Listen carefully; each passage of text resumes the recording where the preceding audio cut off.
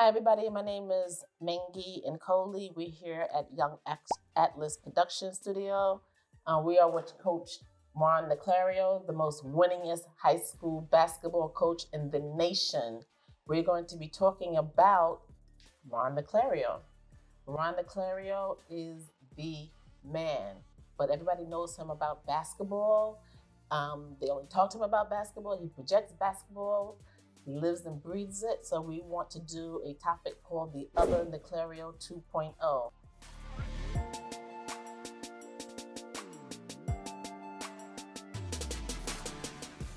Hi, Ron.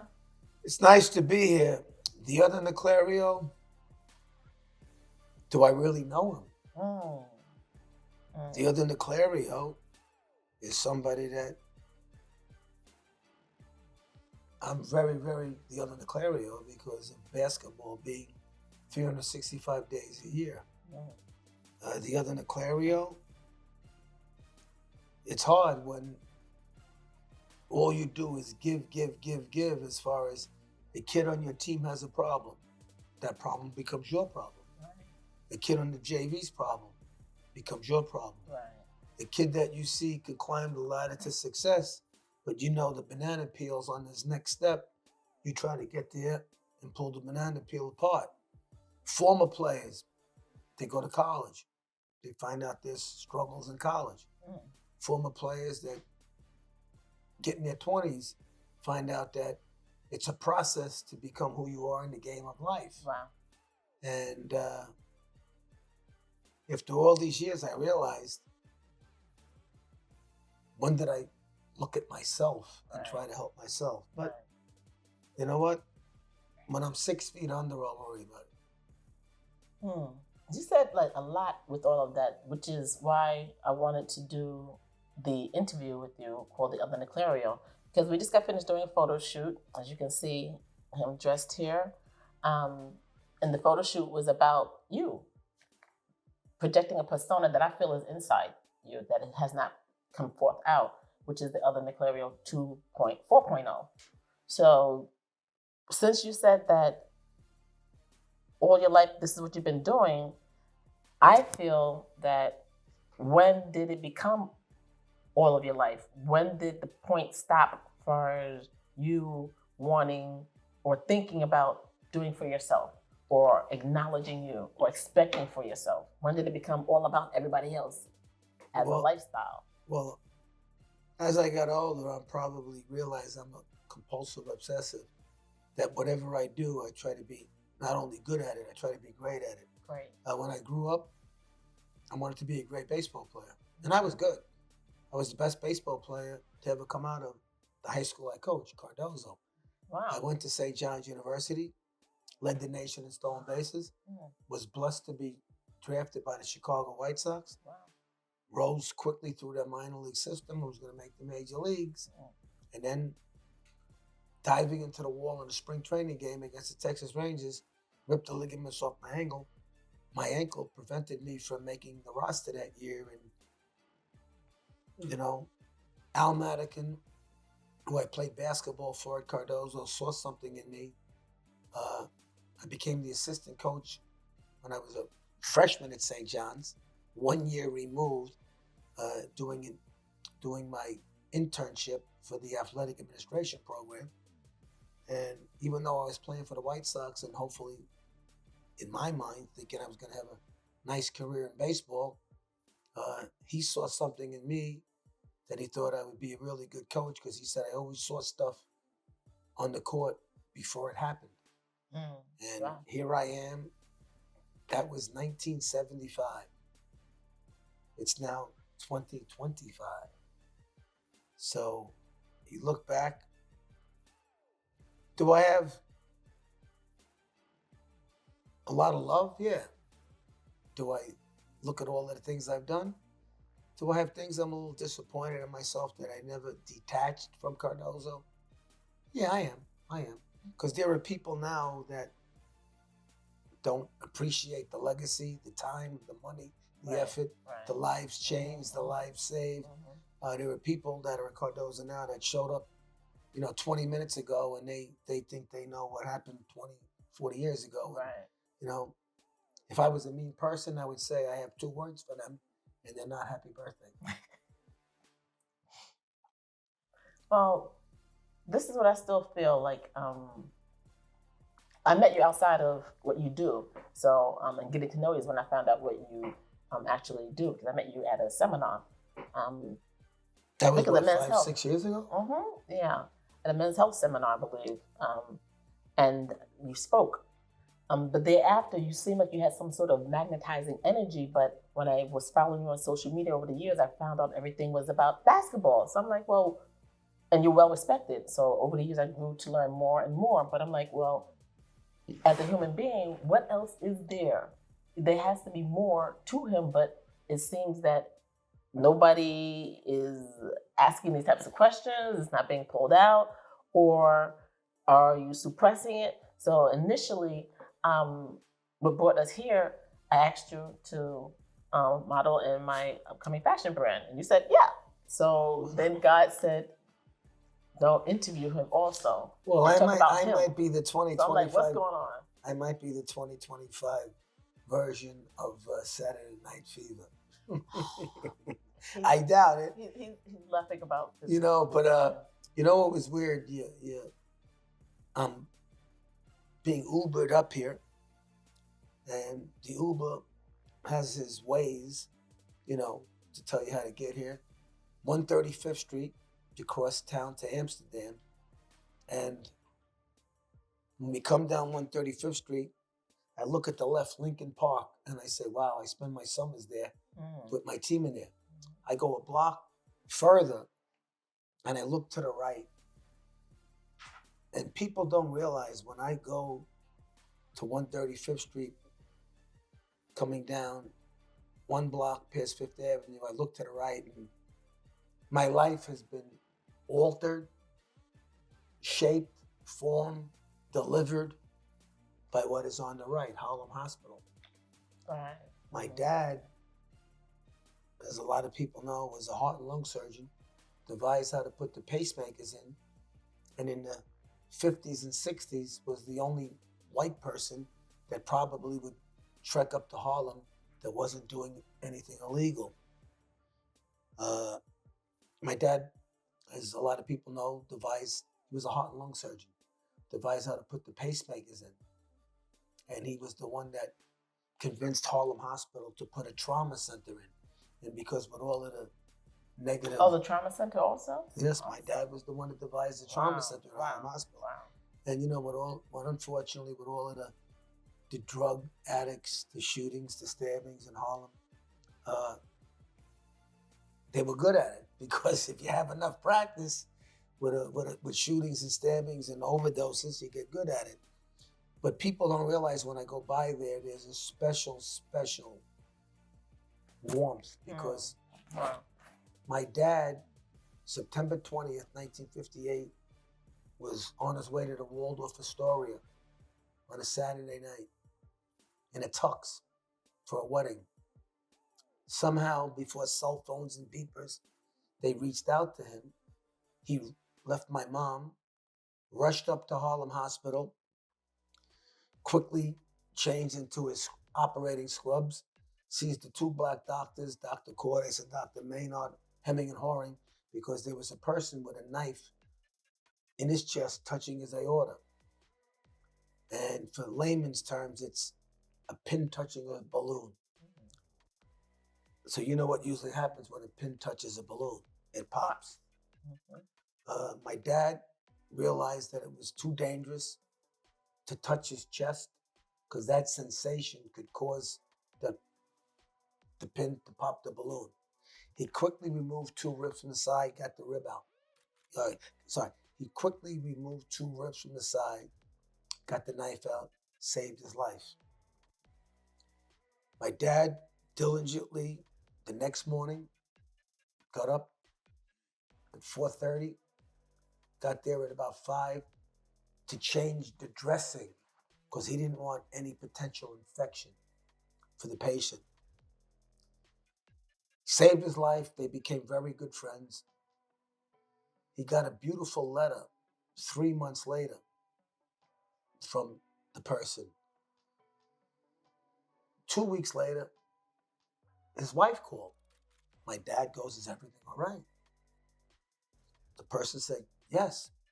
But when we left New York, you said if there's anything we ever needed, to please call. Mm-hmm. What is it that you need? We don't trust anybody in New York, black or white, for obvious reasons. My husband has to continue the movement. I don't want him coming back to New York. But would you accompany him? Because they felt very comfortable in New York with my dad. And that's how the friendship came. The person was Dr. Martin Luther King. So that is a very powerful and poignant story and part of your legacy, which I think is incredibly dope. Yeah. But it seems like when you talk about your dad, there's a tremendous amount of love, admiration, and respect there. And of course, he created his own legacy from that, which you are a byproduct of. Do you feel you're carrying on that legacy in your own right? Well, you know what it is, and like the same thing with my legacy. There were so many people that loved what my dad did. Mm-hmm. But you know what hurt? My home phone then was 718-224-6127. And it was in the phone book. You called Dr. Naclerio. So a couple of times my mom would pick up the phone right after that. Is Dr. Naclerio's residence? Yes. Is Dr. Naclerio there? No, he's not. Can I take a message? Yes. Tell your husband the next time he saves that and uses the N-word, we know where you live. Mm. Wow. So as I got older, I realized what my dad did was so great. There are haters out there. And of course, I would never compare what my dad did saving Dr. Martin Luther King's life and so many other people's lives, even though I believe I've saved a lot of lives coaching basketball. You sure did. There are haters out there. Mm-hmm. And you know what? When the haters are from far, it's great. But over the years, I've had 1 or 2 haters at the school I coach. And I know there's 1 or 2 haters now. And going into year 51, you've had haters inside the family. Cut it out, man. Leave me alone. Leave me alone. Let me be. Let me coach my kids. And you know what? I've had hundreds and hundreds, maybe 1,002 kids play for me. I never looked at the color of their skin. They're my kids. Awesome. I go to their games when they play in college. I'm rooting for them when they're on TV. I've had them in the NBA. I never, ever realized, hey, this kid's black. This kid's white. This kid is Hispanic. I don't look at that. And you know what? I have a rap song that a lot of people like, but I'm not going to do the whole rap here. I'm going to give you one line of the rap. Everyone loves a player in the court who hustles and dives. I wanted to coach basketball. I ended up coaching lives. So, New York City, the greatest city in the world. You know, people say, when are you going to leave? I love New York. I mean, when you talk about why there's another Naclerio, there are so many things that I haven't done, and I'm a New Yorker. I've never been to the Statue of Liberty. I only went one time, and I was in. I never been there. Yeah. You know, they were a museum. I mean, you know, I ended up knowing the mayor, Eric Adams, the old school's chancellor, David Banks, I'm very friendly with. Got to know the new school's chancellor, Ramos. I always wanted to learn. I'm a lifetime learner. Even though I'm 68 years old, and I hope I have another quarter or 2 or 3 living, hopefully another quarter or 2 coaching, I still want to learn. I love giving back. You know, my thing right now is, when I was young, I thought if I was a great coach, which people say I was, I'd become the coach of St. John's, the coach of the Knicks. I know that is never going to happen now. So what I want to do is I want to give back. I have so many people calling me, emailing me, Instagramming me, coach, can I come by a practice? Can I do it? I love to teach kids because I was a sponge. I was a sponge that got full of water from dipping into everything as a coach. I hope now I can squeeze that water from the sponge out into the next years, and a lot of it's the legacy. Are you proud of yourself at this time, though? Well, I always was mad at myself because I'm the type of person, no matter what I do, I can't enjoy it. How so? Because I'm an LS, lifetime schmuck, So, but my assistant coach, Mike Bissett, said, Coach, you got to start enjoying it. And the most wins in the history of New York City, college, is Luke on a second, may rest in peace, 526. The most wins. Most wins. The most wins by an NBA coach. The Nets, forget about it. The Knicks is Red Holzman, 613. Wow. The most wins by anybody is the high school coach, Jack Curran, who coached 55 years at Malloy High School. He has 972. Okay. Well, yours truly, who coached 44 years, starting soon, coaching 45, has 961. So if I can get 11, I'll tie the record.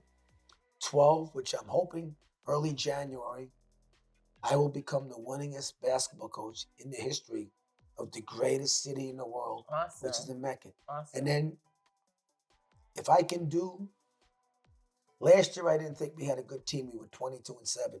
The year before we were very good. We were 28-1 or 29-1. The year before that, 28. So if I'm somewhere in between with nobody getting hurt, let's say I get 25, I'll be at 986. I gotta come back another year to become the first to ever get 1,000.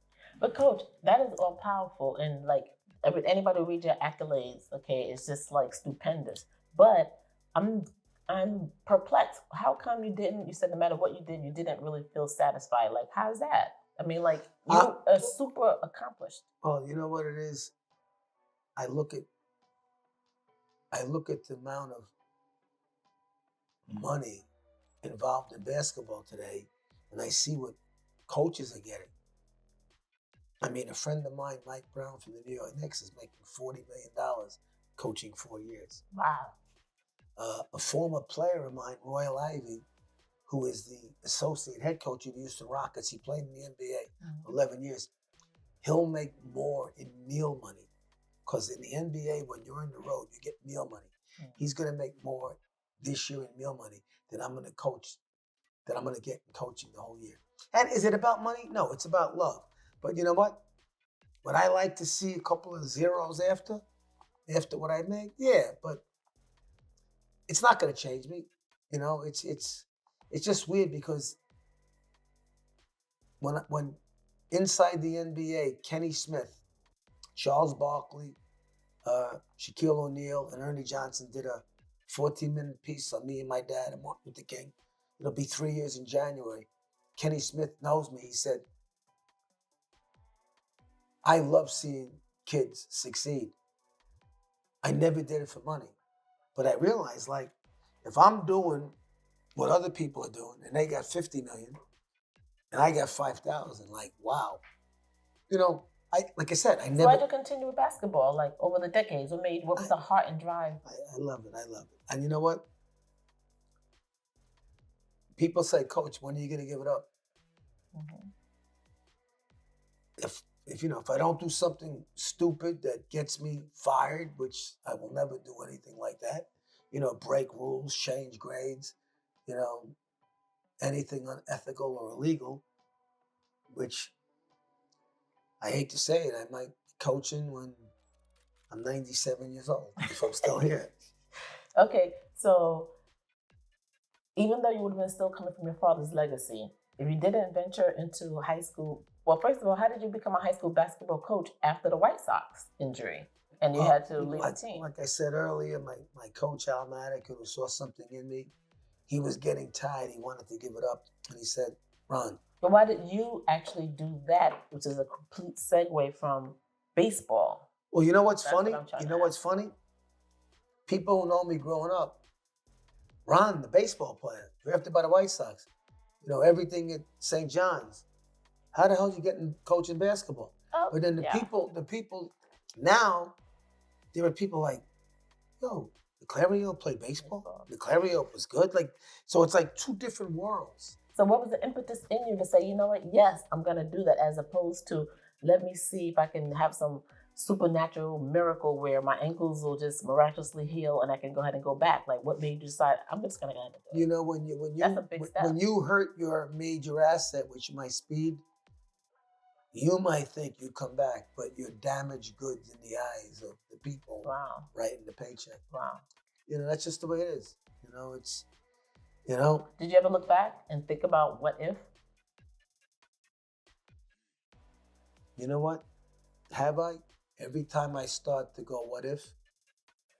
A couple of seconds in, I shake and it's almost like a drug addict that's been clean and he's walking down to an old spot, an old habitat where he used to snort, he used to shoot heroin. It was like, well, no, I don't know, you know?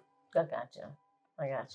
So do you feel basketball has, okay, coaching the high school basketball, is there any regrets that you have as far as, if I wasn't doing this, I could be doing that? If I wasn't so engulfed in it, I could be doing this or have that. Well, listen, I really believe that there were some people I know coached high school. One was Bob Hurley, senior, myself, a couple other coaches that could easily have coached college and coached in the NBA.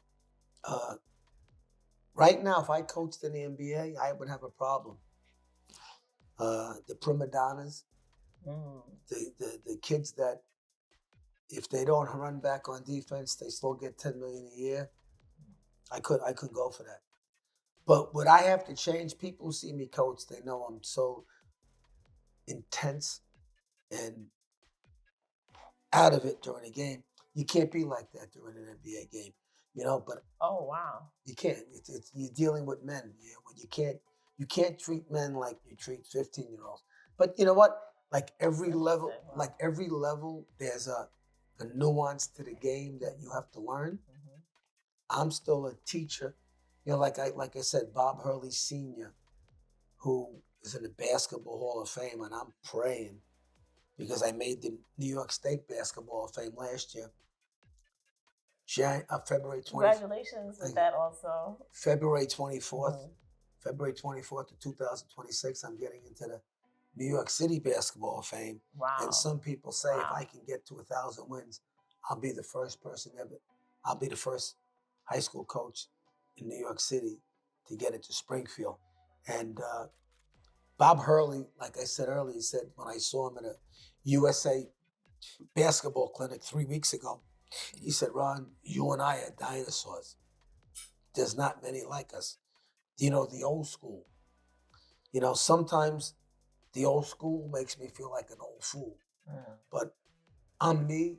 I'm not going to change. I believe what I do is correct for the team, correct for the individual, and correct for the program. Listen, I did a lot of research on you in preparation for this interview, and it was just like a lot. And I couldn't even read it all. It was like, okay, or listen to it all, because it's like thousands of videos. You did your homework? I'm like, so you did the HW of HWs. Yeah, the hard work of homework. That's what it is. A lot of kids don't do that. It was a lot. I'm like, this man is just, he needs to have massive flowers. But what I'm trying to understand so I'm gonna have a lot of roses when I'm 6 feet under? Well, we're trying to do it before you're 6 feet under. Oh, so you got a rose right now. Okay. But my question is, how come it hasn't happened? You're super accomplished and you have an extensive history, but I'm still trying to understand, how come you don't have your flowers to this day? Because many of your students went on to play pro ball. They went on to Division I. They went on to become assistant college coaches, just a host of other things. How come you don't have your flowers? Why haven't they come back to honor you as opposed to just verbally speaking of you? Well, I've had a lot of players text me, write me, send me notes. come by special events, whisper in my ear things that made me feel really, really good. If I did what I did to on the basis of getting that wasn't the reason why I did it. Everybody knows who played for me what I've done for them. And even if they don't send me a rose, send me a bouquet of flowers, they know deep down inside, And a lot of these kids, the way they're brought up, they're not used to kindness. Kindness is weakness. And they've never said the word thank you. They've said the word blank you. Wow. Deep stuff. Powerful. You kind of left me speechless for a quick second. How do you fortify yourself from based upon what you just talked about? Sounds like it's either primarily or moderately thankless job. Oh no, it's a thankless job because, especially in the last 10, 15 years, every parent thinks their son is the next Michael Jordan or LeBron James or Kobe Bryant. And if you take the kid out, you don't know what you're doing. And if you don't put the kid in, you're even dumber. So, I realized that parents love their kid and they love their kid more than they love the program of Cardozo basketball. And talking to so many coaches. But that's rightfully so. Yeah, well, but see, that's the problem. Cardozo is a we program, not a me program. And I know that, but I've seen some wild stuff. I've seen parents verbally abused, physically abused. Have I had parents get in my face? Yes. But if you don't like it, take your kid out of here. I mean, what can I do? I know this year it's 2025, 26. I have 17 players. Only 12 can be on the court at one time. I know there are going to be a lot of parents telling me I don't know what I'm doing. There are going to be a lot of kids disappointed. That comes with the course. It's a new era. Kids don't get what they want.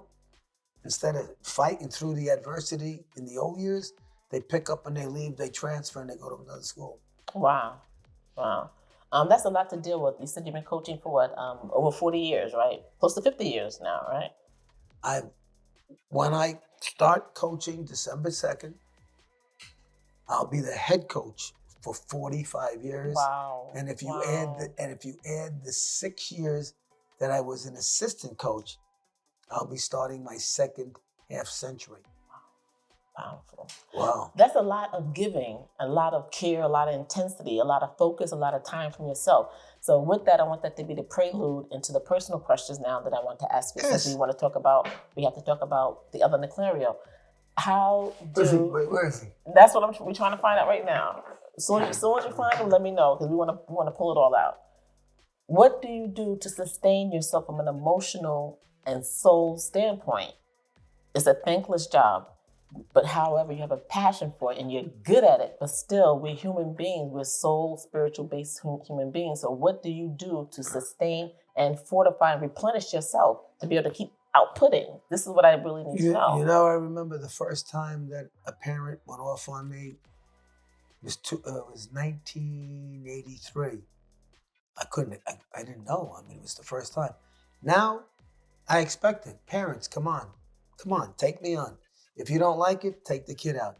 It really is a thankless job. When you look at how many high school coaches have quit in all sports because of the parents. Wow. When you see how many referees, because of parents abusing them physically and verbally, you realize, and I'm at the point where I know it's coming.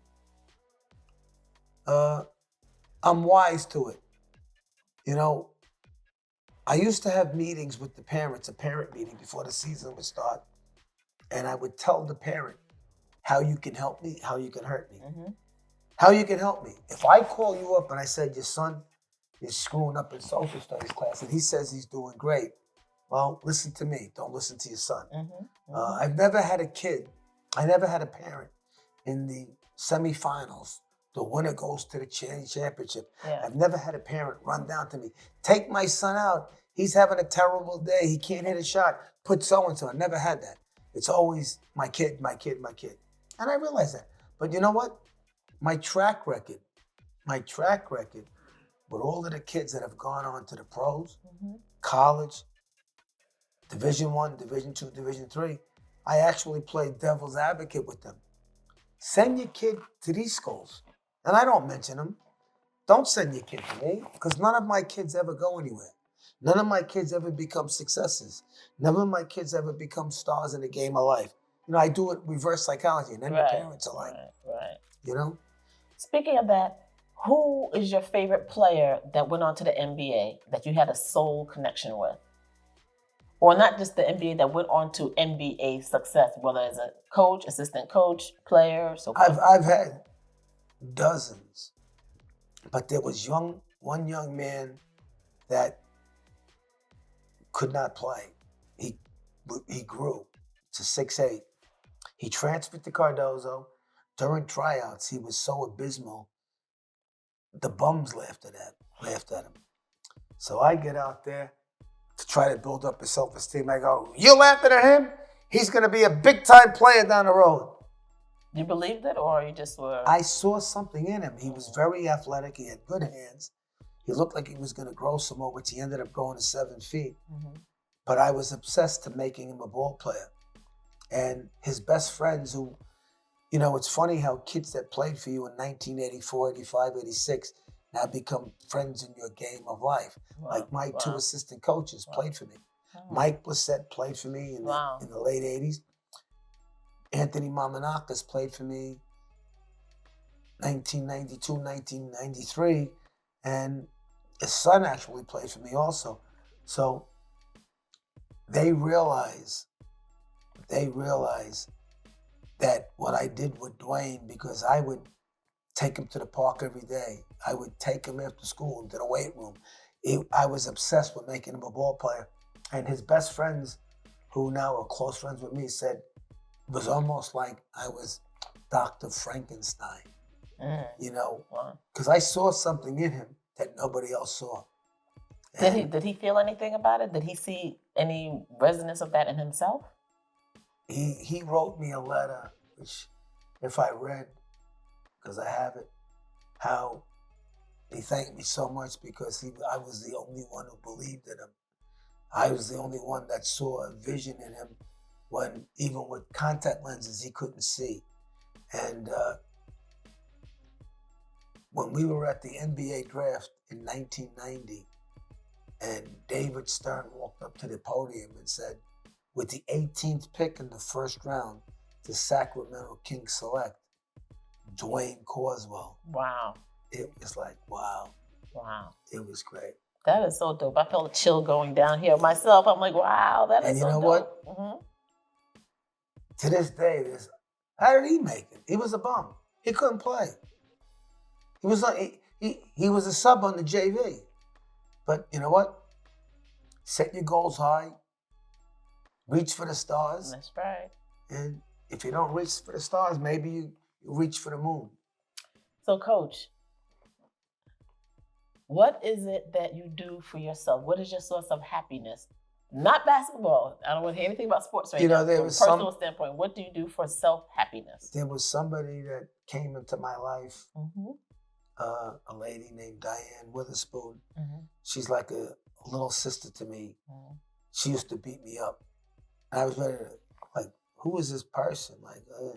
But she opened my eyes a little, made me realize, enjoy myself. You know, do certain things, like just, even if it's for an hour or two, go elsewhere, because I'm so obsessed. Like tomorrow, I don't know when this might air. Tomorrow is Saturday, November 29th. We have a scrimmage at Roslyn High School, 10 o'clock. The scrimmage will be over around 12. I'll be rushing to Canarsie High School to see the young kids on the JV. who there's a young kid named Josiah Millington, who I think could be the next great one out of Cardozo. And then I'm going to rush out of there around, wait, I'm going to stay there because at 2:30, John Bound plays Far Rockaway High School. 2 teams I'm going to play, so I'm going to scout them. That game will be over about 4:30 because you know how when you're dealing with these kids and stuff, on time is not game time. Mm-hmm. So then I'm going to rush over to Lincoln High School at 6 o'clock to scout Van Buren, who I play Tuesday, and I'm hoping I pick up enough knowledge and notes that when I try to stick them in my kid's head, that will leave Van Buren Tuesday, December 2nd, with a victory. So it's a long day, but. Okay, so we said that we weren't going to talk about basketball. So you answered with basketball. Yep. So are you saying that you don't self-replenish? Let me ask you this. Mm-hmm. I know what self-replenish means. Mm-hmm. But can you please break it down specifically to somebody, what you mean by self-replenish? Because like most people think, let's say you went out when you were a kid and you drank too much mm-hmm. and you got sick and you vomited.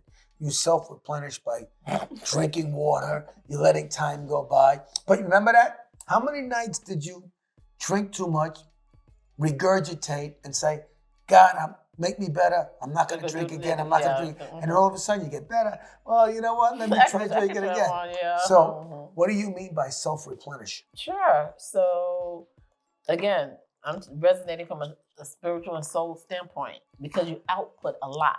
Okay. And then you said you don't get thanks back also. So as a human being, what are you doing to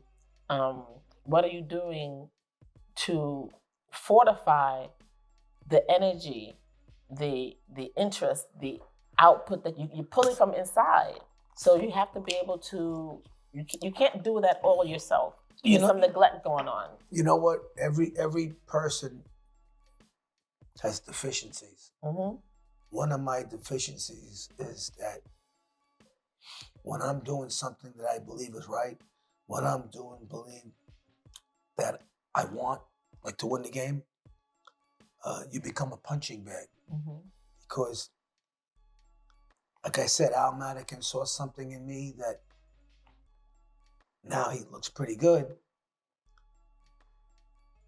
He told me, Ron, you're going to have a problem as a coach. I think you're going to be a great coach, but what? What is one problem? One, nobody's going to want to win as much as you. I've had very few players that want to win as much as me. One is Ray Salme. 2, most players are not going to be as dedicated as you are as a player. 3, most players are not going to give it all, hustle, intensity, desire, every player. And I find out so many talented players dog it. Coach, let's imagine a world where there's a prospect where you are married or could be married. How are you going to sustain that with the interest in a lifestyle that you have as far as being a 365-day a year coach? I'm trying to get into the other Naclerio. How the other Naclerio, the other Naclerio, you're not going to be able to do it. The other Naclerio, unfortunately.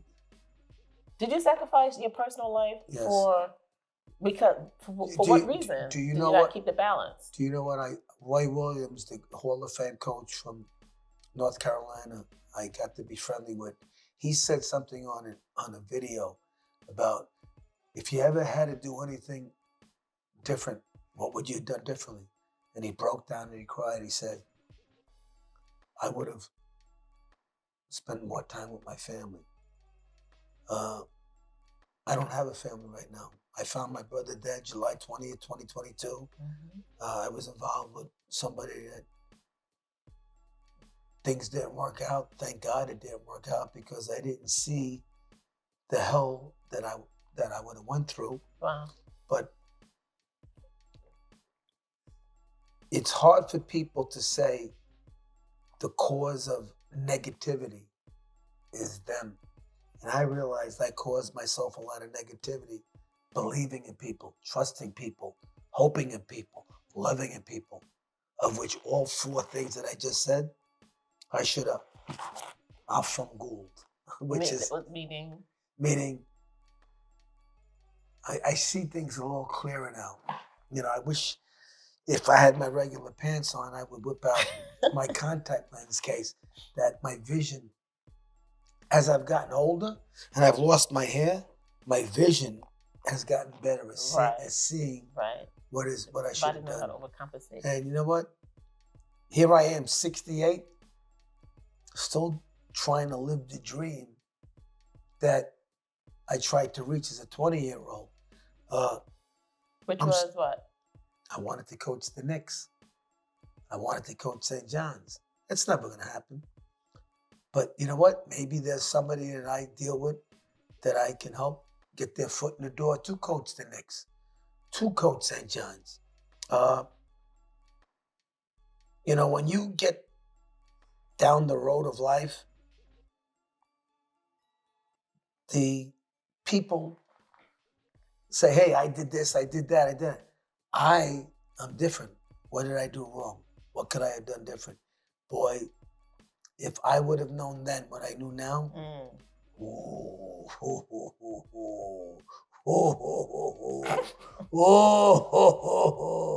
Okay, that means what? It means if I call a kid on my team an idiot, people think it's an idiot. An idiot is like, coach, the word is idiot. No, it's idiot. What is an idiot? Idiot is when you do this, when you do that, when you do it all and it's added up, you're an idiot. And there were things I did that I realized. There were players that I reached out for, spent money on, bailed them out of jail. Wow. And, you know, of course they were crying when they were going through hell. But after I did it, it was school coach. But you know what? But see, this is what I'm saying. Like, with all of that, after a while, it's accumulation of buildup. Yeah, you know? Yeah. Listen. So you know what? I should. What's happening with the buildup? How about this? If I would have known, I knew now. See, now I see things a lot clearer. Okay. I understand people a lot better. And people that got over on me 20, 30, 40 years ago, they still might get over on me now, but on a smaller level. And because I'm supposed to be a teacher coach. Do you travel? I used to travel decently. Now I don't travel as much. Because?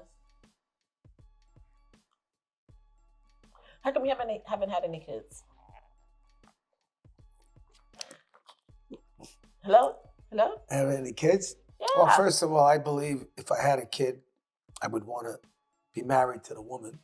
So thank God I didn't have any out of wedlock. Why didn't you get married? Well, there was one girl, and she probably doesn't know it, but a girl named Marie Sabella, she had a boyfriend. I didn't know she had a boyfriend, and I was trying to win her over. She's beautiful. She was the best. She would have been good for me, but I'm so happy that she's lived a great life. Unfortunately, there were girls that I were attracted to that my contact lenses should have been cleaned a little better. That is a good one. So do you have any regrets regarding that? You know what? Not being married and not having kids. I do have regrets with not being married and having kids. But what I went through with somebody, I am happy that I wasn't married and had kids. Because if I was married and I had kids, when the detachment came, there would never be a detachment. It would be of a lifetime hell. Because once you have a child, and I can never walk away from child. I have a friend or two that I can't believe they don't talk to their kids. I mean, you brought them into the world, so whatever they did is not your fault. It's not their fault, sorry. You brought them into the world, so whatever you did is not their fault. And what if he wasn't doing this now? What would you be doing? Okay. I'd like to be a movie star. Whom? What actor would you like to be? Or There's an actor I'd love to be. Yeah. Naclerio. That's what I was going to ask you. Is there an actor you want to be? If I ever had to play a remake of a movie, I'd like to play Jack Nicholson in One Flew Over the Cuckoo's Nest. Oh my God! Oh my God! Oh, I think I could play that act good. That you know guy played that well. I wouldn't have to act crazy. I would have to act like me. You could just be you. Jack Nicholson. Okay. When he did that scene with the baseball scene, oh, it was great. Oh my God, it was great. So, what is it that you want to tell the audience that they don't know? Because I'm trying to pull it out of you and you're dodging. What is it that you want? Pull it out. You can do it. I'm trying to pull it out and you're like, you keep going back to basketball. And I'm like, listen, what? I want to get it. First of all, you know what? For those of you who are out there, if you're a male and you meet a female, that female should be your life. Make sure you enjoy what she does, her hobbies. Hopefully she enjoys what you do. And if you are a high school basketball coach, hopefully she loves basketball for the 3 or 4 months the basketball season's going on. Hopefully she comes to the game. Maybe she can keep the book, when I could tell if you married a girl and you're a high school basketball coach, that girl you married, those kids become like nephews to her. It's a family thing. Powerful. It's big. And you know what? I understand women a lot better now because I was a LS, lifetime schmuck, when I was growing up, begging. I was a lifetime schmuck. See, I tell you this. I know I made a lot of mistakes. And I know I saw the good in people when I should have pulled the exit stage left, quick draw McGraw. Mm-hmm. Remember, quick draw McGraw, exit stage left. But I stayed. And that was wrestling, right? He was a wrestling person? No, quick draw McGraw, cartoon guy. Okay. I'm thinking of Tug McGraw, sorry. No, Tug McGraw was baseball, I think, yeah. Okay. Tug McGraw, you know what Tug McGraw was famous for? When the Mets were terrible and they started winning in '69, you gotta believe. You gotta believe. You gotta believe. You gotta believe. And you know what happened? What happened? The team believed, and they made it to the playoffs. They won the National League Conference. They won the World Series. Wow. And that was Tug McGraw. Oh, that's good. You see, you're a sports. You know what to say. You know what to say. But wait, hold it. I have to ask one other question before we wrap up, though. Do you feel that you can still make a comeback in another way in your life? You know why I realized that? Because. And we only have a few more minutes. What was that? Shawshank Redemption, the movie? Mm-hmm. Institutionalized. I didn't realize it. I'm institutionalized. In what area? I'm institutionalized in that I eat, drink, and sleep Cardozo basketball, whatever revolves around Cardozo basketball games, and I realize I don't want to be a lifetime institutionalized guy. So what are you going to do about it? As of right now, since you're speaking the words out. People like you saying it makes me realize that what I know deep down inside, just like when my kids know they don't know the plays, they fake it. I might fake it. I know I'm institutionalized.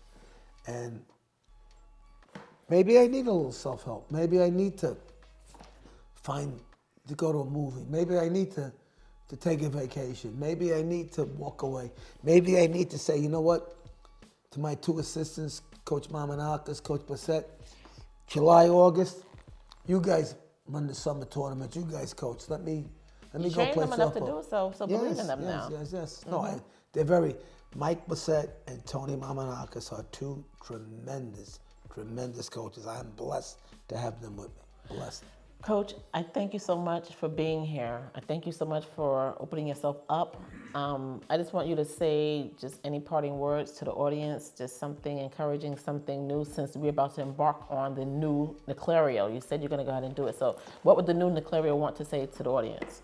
You grow up in life and you think of dreams. You want to live the dream, and the dream becomes a nightmare. So you feel you have no chance. You know what? You got strikes. Strike one, strike two, strike three. And you know what? Even after strike three, like in baseball game, you get up again. So keep fighting. Set your goals high, reach for the stars. Because you know what? That's what life is. Once you're content, you find out content is not content. Content is sadness. So do it. Wow. And you know what? When life hits you in the face, you can go down. Get up and keep fighting. I was about to call you Cardoza. I say, ooh, I got to get that out too. I'm like, ooh, that was crazy. So, Coach Naclerio, thank you so much for that. I appreciate you. And I want to see the new Naclerio in going forward. Okay, give me a high five. I'm going to give you my Spanish answer. Muchas scratch my ass. Bye, guys. Thank you for tuning in. Appreciate you guys.